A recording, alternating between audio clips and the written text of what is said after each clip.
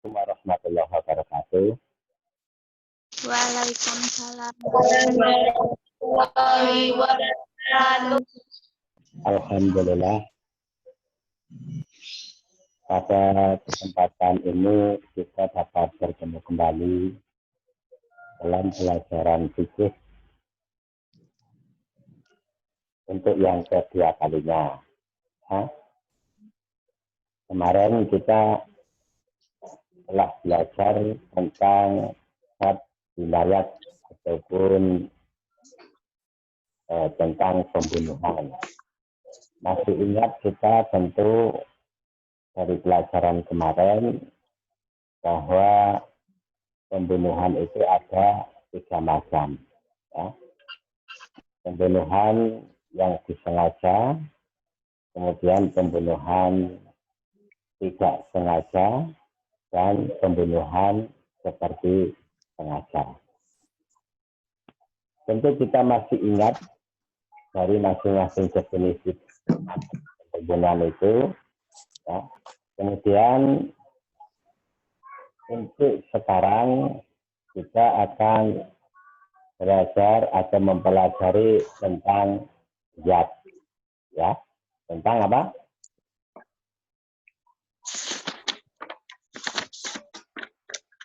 Nah,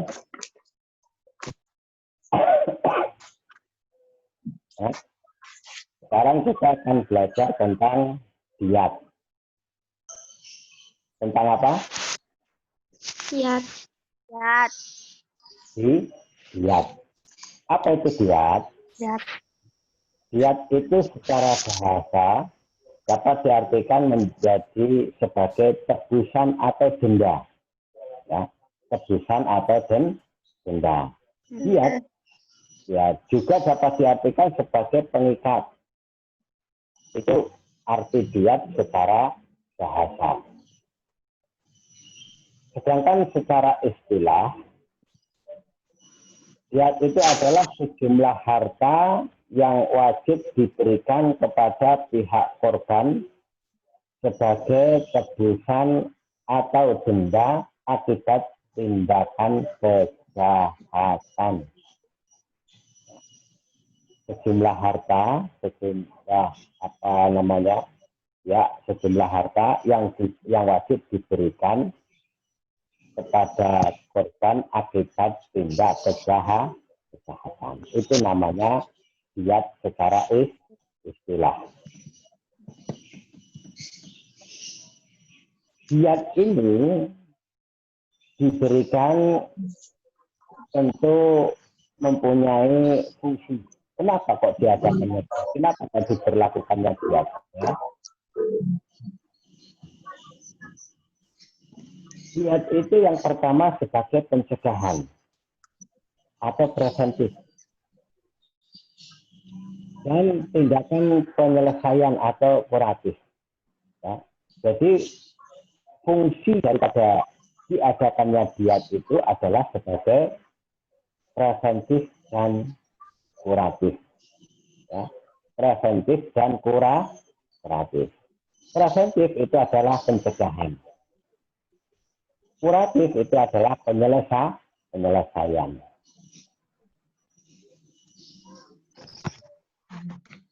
Artinya, preventif itu pencegahan, artinya ketika kita hendak melakukan suatu perbuatan,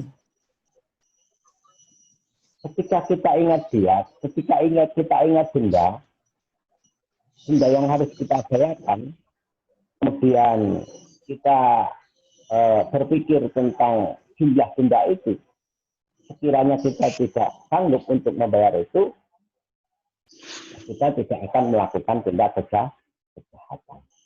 Itu adalah fungsi daripada diat sebagai preventif. Sebagai kuratif yang kedua, kuratif itu adalah penyelesaian. Jika tindak kejahatan yang sudah kadung kita lakukan, kita tidak bisa lepas dari tanggung jawab. Bagaimanapun juga, kita tetap bertanggung jawab terhadap tindakan-tindakan kejahatan yang kita lakukan. Maka dari itu diadakanlah penyelesaian atau kuratif, ya, penyelesaian. Nah, penyelesaian inilah yang disebut dengan kuratif.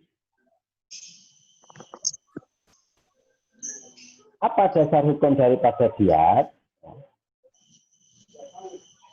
Bahwa jihad itu diadakan atau diberikan bagi pelaku tindak kejahatan itu tentu mempunyai dasar hukumnya, yaitu di dalam Al-Quran surat Al-Baqarah ayat 178. Bismillahirrahmanirrahim.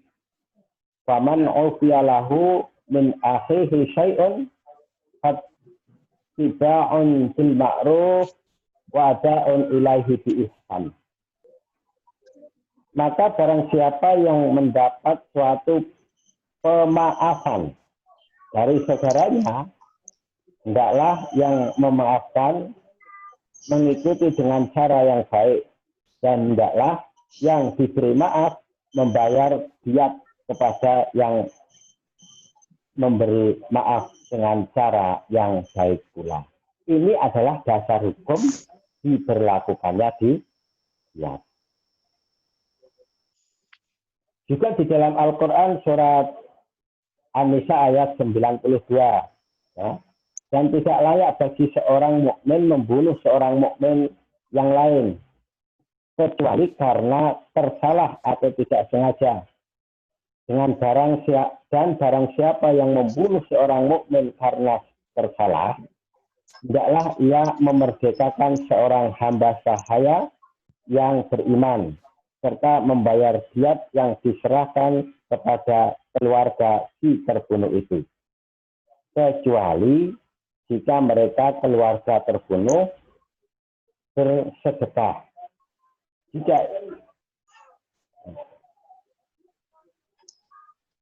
Kecuali jika mereka keluarga terbunuh bersedekah. Jika ia si terbunuh dari kaum kafir yang ada perjanjian damai antara mereka dengan kamu, maka hendaklah si pembunuh membayar diat yang diserahkan kepada keluarganya si terbunuh, serta memerdekakan hamba saya yang beriman. Barang siapa yang tidak memperolehnya, maka hendaklah ia si pembunuh berpuasa 2 bulan berturut-turut untuk penerimaan taubat kepada Allah Subhanahu wa Ta'ala. Dan Allah Maha mengetahui lagi Maha bijaksana. Ini adalah dasar hukum diadakannya diat. Ya. Yang pertama tadi adalah surat Al-Baqarah ayat 178, dan yang kedua adalah surat An-Nisa ayat 90. Ya. Ini dijadikan sebagai dasar hukum diadakannya diat. Kemudian diat itu bermacam-macam. Ada bermacam-macam diat. Yang pertama adalah diat berat atau diat mukhaladzah. Ya. Diat apa? Mukhaladah. Mukhaladzah atau diat. Nah, yang pertama adalah diat berat. Ya. Ingat-ingat, macam-macam diat. Yang pertama adalah diat berat atau diat mukhaladzah. Diat berat atau diat mukhaladzah ialah harus membayar dengan 100 ekor unta. Ya. Membayar dengan 100 ekor unta. Dan 100 ekor unta itu terdiri dari 30 ekor hitoh. Ya, 30 ekor hitoh. Yaitu unta betina berumur 3-4 tahun. Kemudian 30 ekor jada'ah.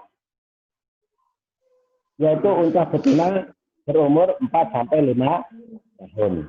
Dan 40 ekor rifah. yaitu unta betina yang bunting. Serta diwajibkan kepada pembunuh untuk membayar denda ketentuan berikut ini. Ya.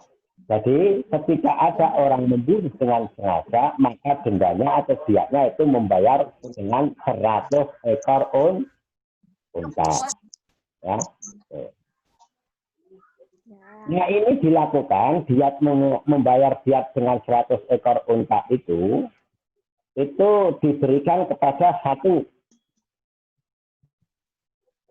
pembunuh yang dilakukan dengan sengaja.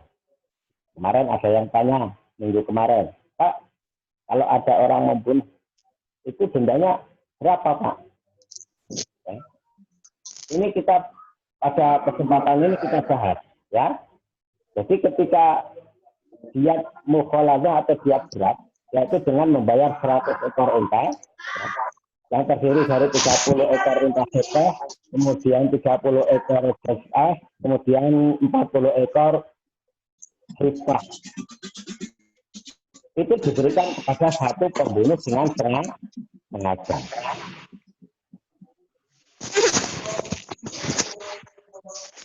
Kemudian yang kedua, diat ini diberikan kepada pembunuhan seperti sengaja. Ya, seperti sengaja. Diat mukhaladzah pada pembunuhan seperti sengaja atau semi sengaja ini ada sedikit perbedaan dengan pembunuhan dengan sengaja. Kalau pembunuhan dengan sengaja, maka diat itu diat itu dibayar dengan tunai, ya, dibayar dengan tunai. Ya. Kalau pembunuhan seperti sengaja, ini dibayarkan dengan cara diangsur atau dicicil, ya, yaitu dengan setiap tahunnya dibayar sepertiganya, ya, sepertiganya. Ini kalau pembunuhan seperti sengaja. Kemudian diat dengan 100 ekor unta tersebut juga diberikan atau dibebankan kepada pelaku pembunuhan yang pembunuhan itu terjadi di tanah haram atau pada bulan-bulan haram atau di bulan-bulan haram. Ketika ada pelaku melakukan pembunuhan di bulan haram atau di tanah haram, maka dia akan dikenakan diat dengan diat berat atau diat mukhaladzah. Kemudian yang kedua, yang diberikan oleh pembunuh, pelaku pembunuhan, itu adalah diat ringan atau diat mukhafafah. Diat ringan itu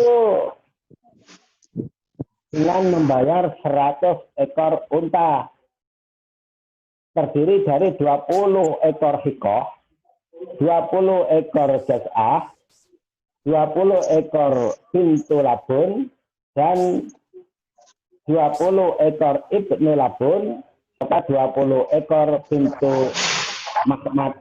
Ya, makhab unta betina berumur lebih dari 1 tahun. Ya, ini diat yang digolongkan diat ringan atau diat mukhafafah. Diat mukhafafah ini diwajibkan atas pembunuh tersalah, dibayar oleh keluarga pembunuh dan diangsur 3 tahun. Setiap tahunnya sepertiganya. Ya, kita masih ingat pembunuhan tersalah, kemarin sudah saya kasih contoh, ya, satu persatu, termasuk pembunuhan tersalah. Masih ingat ya kita ya? Anak-anak masih ingat ya? Masih ingat? Halo?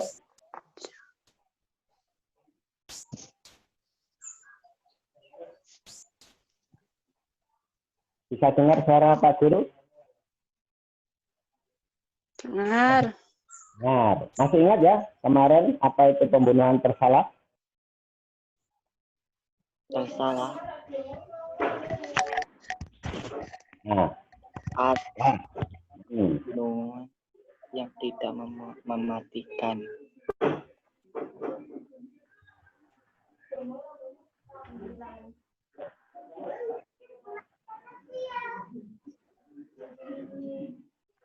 Ya, itu adalah macam-macam diat yang diberikan, diperlakukan bagi tindak kejahatan pembunuhan. Bisa dipahami ya? Kemudian yang namanya kejahatan itu tidak hanya pembunuhan, terkadang juga penganiayaan itu masuk di dalam tindak kejahatan, termasuk melukai, ya, memukul, dan lain sebagainya, itu semua masuk dalam kategori tindak kejahatan. Nah, bagaimana kalau tindak kejahatannya itu bukan membunuh? Apa diat yang harus diberikan kepada pelaku tindak kejahatan yang tidak membunuh? Ini kita lihat, ya, tindak kejahatan yang dilakukan oleh pelaku itu melukai atau merusak anggota badan yang seperti apa? Apabila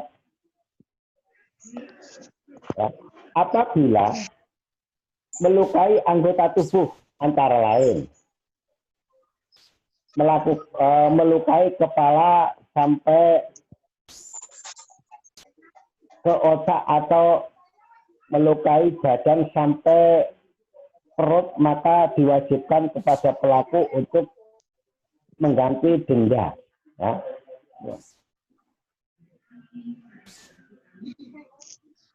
Ya. Apabila ada orang melakukan tindak kejahatan, melukai kepala atau melukai badan sampai perut, maka pelaku itu dikenakan diat. Diatnya adalah sepertiga diat, ya, sepertiga diat. Yang dimaksud sepertiga diat itu adalah sepertiga dari denda pembunuhan. Kemudian selanjutnya, apabila melukai anggota tubuh, antara lain melukai kepala sampai, apabila memotong salah satu dari anggota tubuh, ya, melukai atau memotong anggota tubuh yang berjumlah 2, misalnya kaki, tangan, telinga. Ya. Apabila ada orang melakukan tindak kejahatan melukai atau merusak anggota tubuh yang jumlahnya 2, kaki, tangan, telinga, mata, jumlahnya 2, maka diat yang harus dibayarkan adalah separuh atau setengah diat. Setengah diat. Artinya dia harus membayar dengan 50 ekor unta. Kemudian yang selanjutnya, apabila tindak kejahatan yang dilakukan itu merusak atau memotong anggota tubuh yang 2, seperti kaki, tangan, dan lain sebagainya. Kalau yang tadi dipotong cuma 1, lah sekarang kalau yang dipotong dua-duanya. Potong dua-duanya. Kaki dipotong dua-duanya, tangan dipotong dua-duanya, maka ketika ada pelaku tindak kejahatan seperti itu, diatnya adalah diat 1 penuh diat. Ya. 1 penuh diat.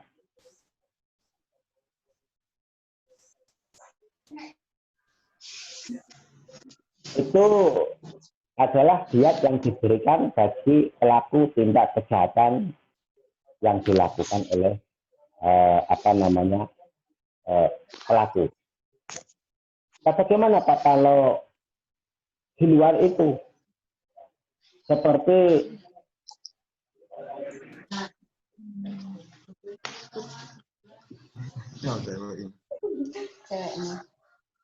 misalkan melakukan tindakan sampai kulitnya terlupas, ya, wah, melakukan tindak kejahatan sampai terkelupas kulitnya, kelihatan tulangnya, ya, sampai ke tulang. Ketika ada melakukan tindakan seperti itu, maka diatnya adalah dengan membayar 15 ekor unta. Kemudian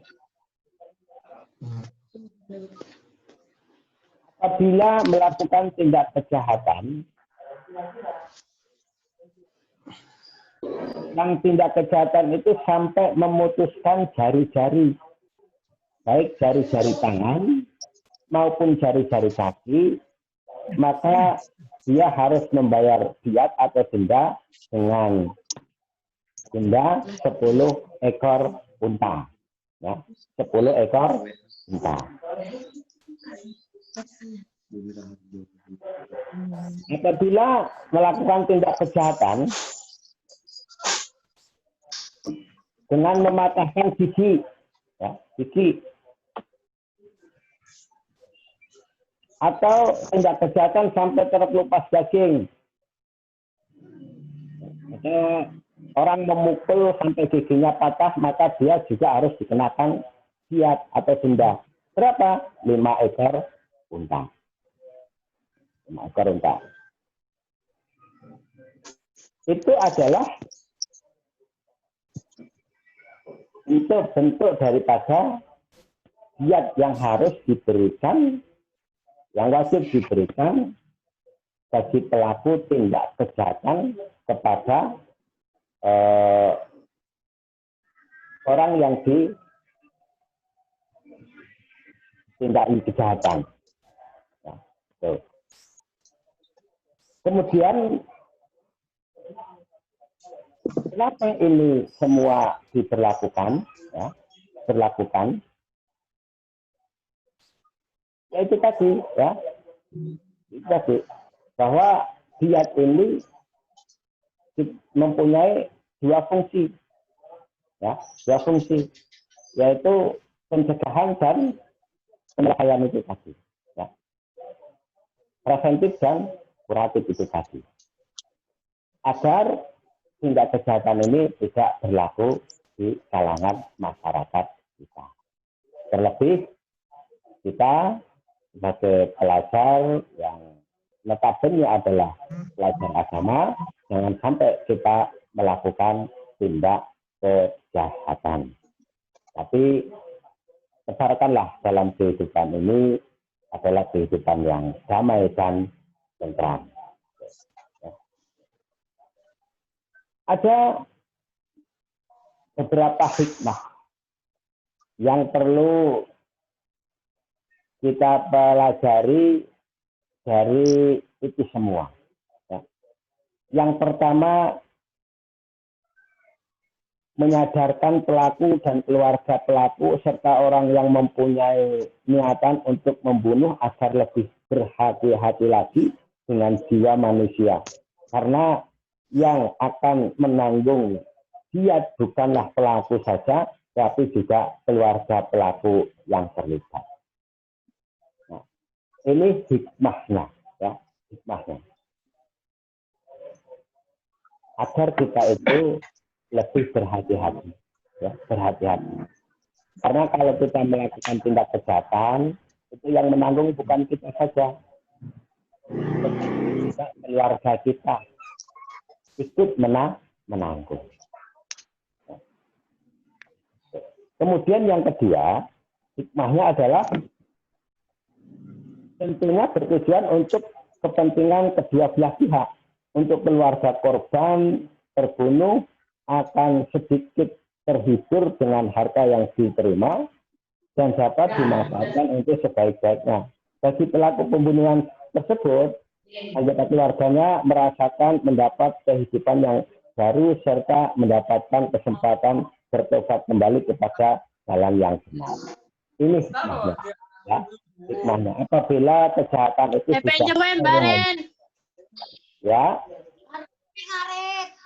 gimana? Ya. Menurut saya kiriman. Gimana? Ada yang tanya? Ada yang tanya?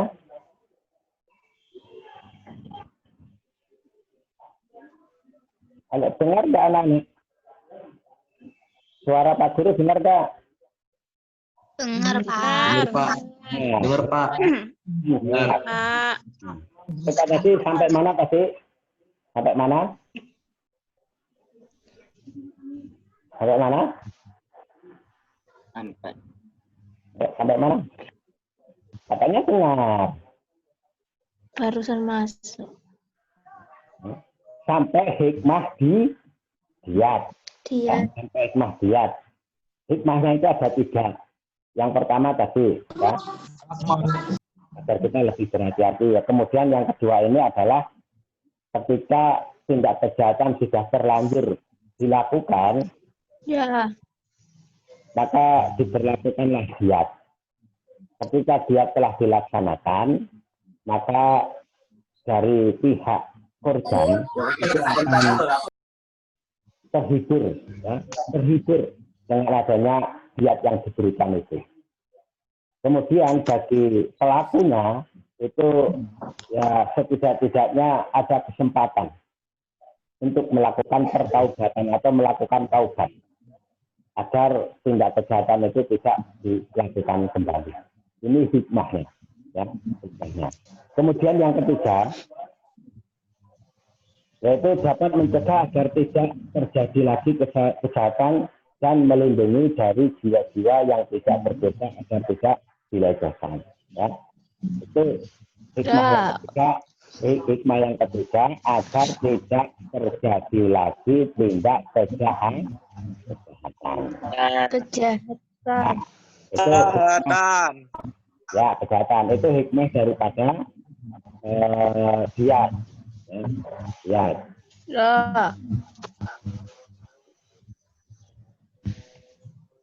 Ya, dari sini ada yang mau tanya enggak? Enggak. Ya.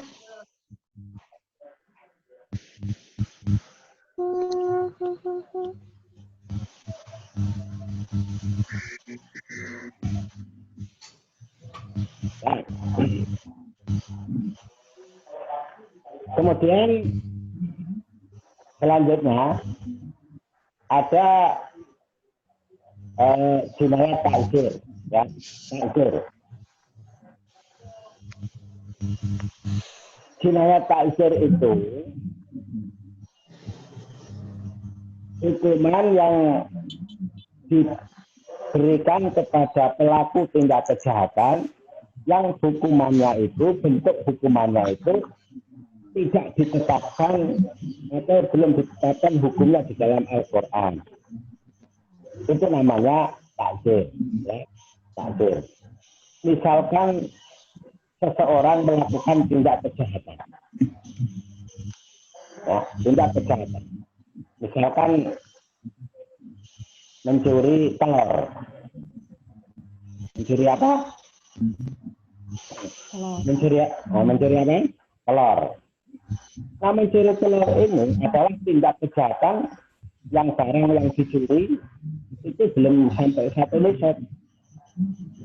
Maka hukuman potong tangan itu tidak berlaku karena tidak mencapai 1 nisab.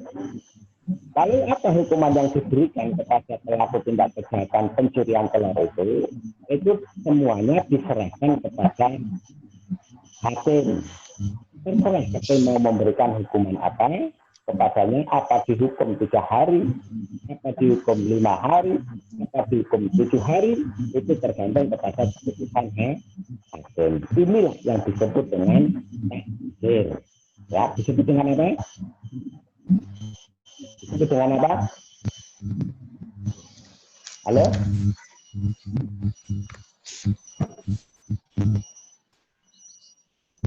Itu dengan apa? Dengan Takdir. takzir, ya. Itu dengan takzir. Ya, itu tadi tentang ya, tentang di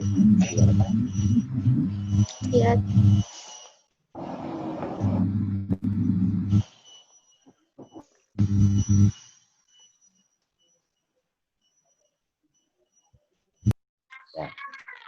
dengar ya. Kemudian selanjutnya selain diat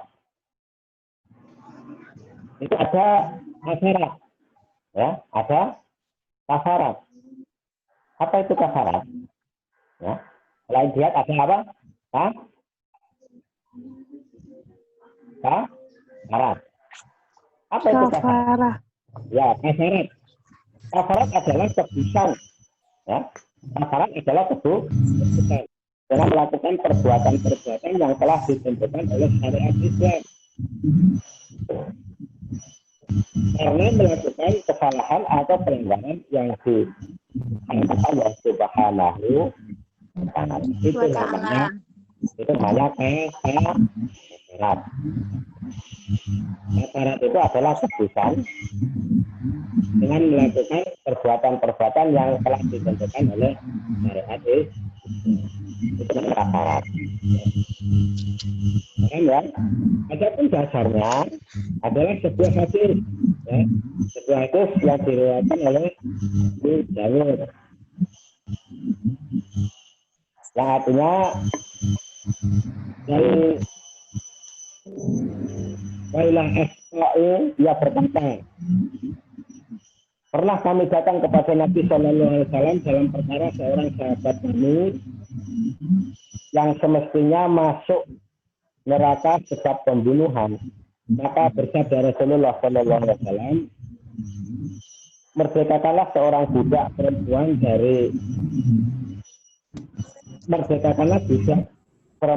dan nanti akan memerdekakan anggota-anggota badan yang membunuh itu. Dan nanti Allah akan memerdekakan anggota-anggota badan yang membunuh itu dari api neraka dengan tiap-tiap anggota badan tidak yang dimerdekakan itu. Ini adalah dasar daripada kafarat itu sendiri. Itu juga macam-macam jenisnya. Ada beberapa jenis kafarat. Yang pertama adalah kafarat karena pembunuhan. Yang kedua adalah kafarat karena melanggar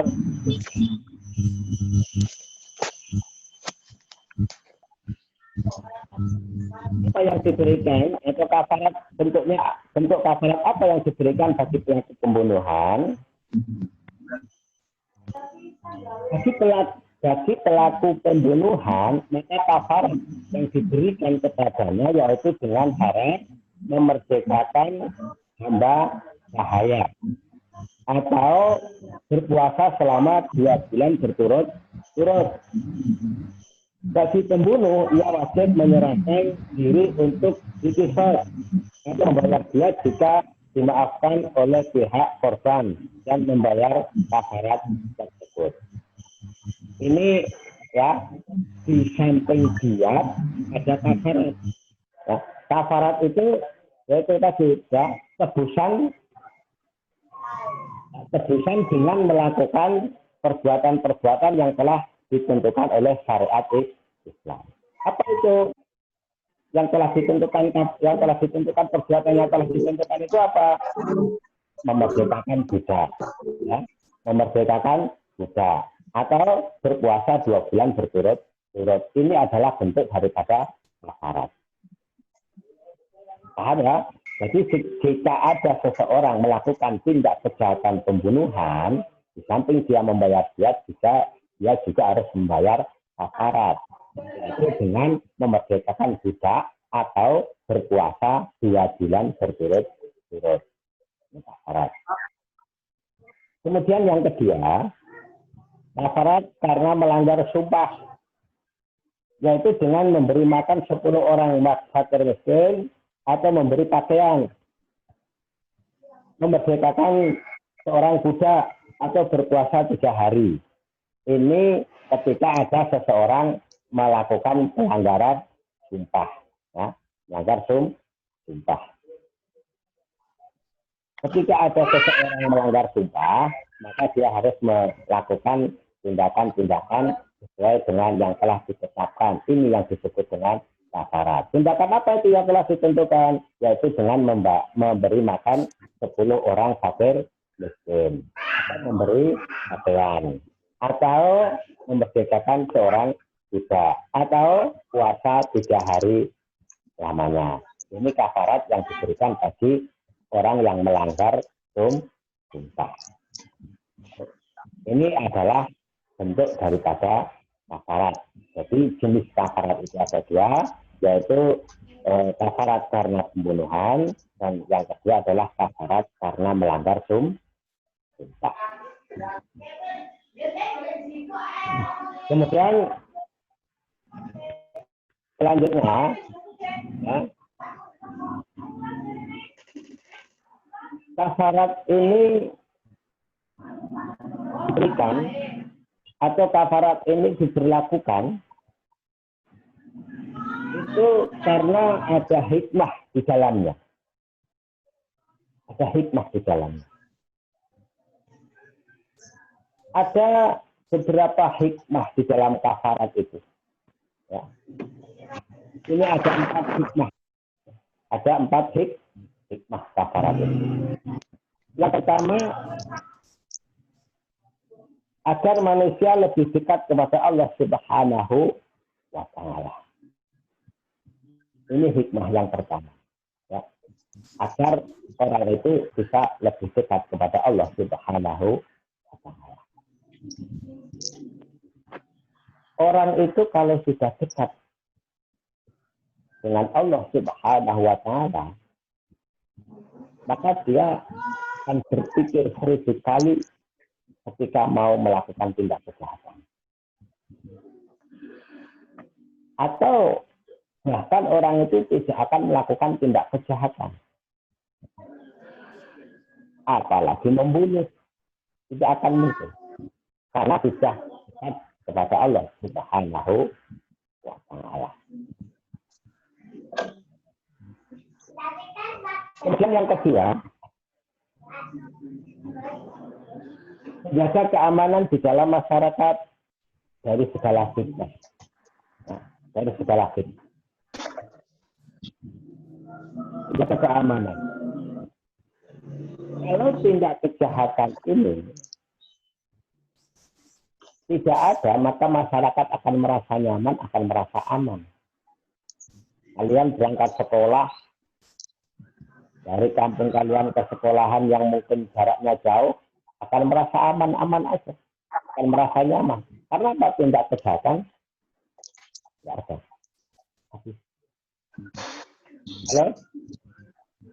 Nah, itu adalah